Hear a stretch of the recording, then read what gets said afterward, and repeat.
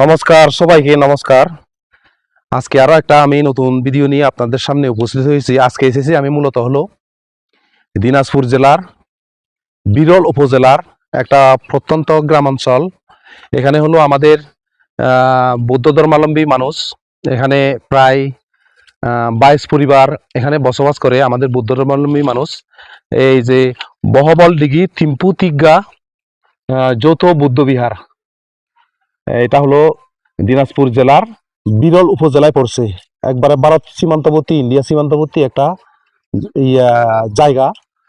এই বহবল দিঘি থিম্পু তিগা যৌথ বৌদ্ধ বিহার আপনারা নিশ্চয় দেখতে পাচ্ছেন। এটা হলো আমাদের সেই বৌদ্ধ বিহারটা, যেটা হলো দিনাজপুর জেলার একেবারে বিরল উপজেলার প্রত্যন্ত একটা গ্রামাঞ্চলে। এখানে মূলত হলো আমাদের আদিবাসী ওরাও এবং পাহান সম্প্রদায়ের বৌদ্ধ ধর্মাবলম্বী মানুষ এখানে বসবাস করে আর কি। আপনারা নিশ্চয় দেখতে পাচ্ছেন এই বৌদ্ধ বিহারটা হলো মূলত আমাদের উত্তরবঙ্গের বৌদ্ধ ধর্মের পুনর্জাগরণের অগ্রদূত আমাদের পরম শ্রদ্ধেয় শিলভদ্র বান্তে এবং ভিক্ষু সুনন্দ প্রিয় বান্তের অবদানে মূলত এই বিরল উপজেলার এই বহবল দিঘি থিম্পু তিগা বৌদ্ধ বিহারটা এখানে প্রতিষ্ঠিত হয়েছে।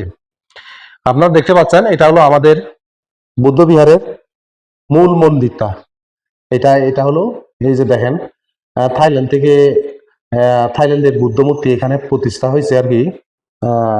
এটা এদিকে বান্তে ভিক্ষু থাকার জন্য দুইটা রুম আছে আর কি। মূলত হলো এখানে বর্তমানে বান্তে এখন এখন বান্তে তো নাই না, এখন বান্তে বর্তমানে অবস্থান করছে না। মূলত হলো এই এলাকার এদিকে আছেন দাদা, একটু এদিকে আছেন। আপনারা এখানে কয় পরিবার আছেন আমাদের বৌদ্ধ ধর্মাবলম্বী? এদিকে আছেন 20 পরিবার। হ্যাঁ, তো এই সবাই তো ইয়ে করেন তো নাকি, মানে অনুষ্ঠান টনুষ্ঠান মানে ইয়ে করেন তো, ধর্মীয় ইয়েগুলি করেন তো, মানে বুদ্ধ বন্দনা ওগুলি নিয়মিত করেন তো নাকি? ওরা এলাকার মানুষগুলি আছে তো নাকি, মানে বুদ্ধ বন্দনা করতে আছে তো নাকি? আর যে পূর্ণিমা অনুষ্ঠানের সময় এগুলি সবাই আছে তো নাকি? যেমন বুদ্ধ পুজো বা শিবরদানের সঙ্গদানের সময় আছে তো নাকি? আচ্ছা আচ্ছা, খুব ভালো লাগলো শুনে। এই যে ইনি হলো, আপনি একটু পরিচয় দেন তো। আপনি? আমি হচ্ছি সভাপতি। হ্যাঁ, আপনার নামটা বলেন। আমার নাম হচ্ছে রতন তিগা, আমি হচ্ছি বিহারের সভাপতি।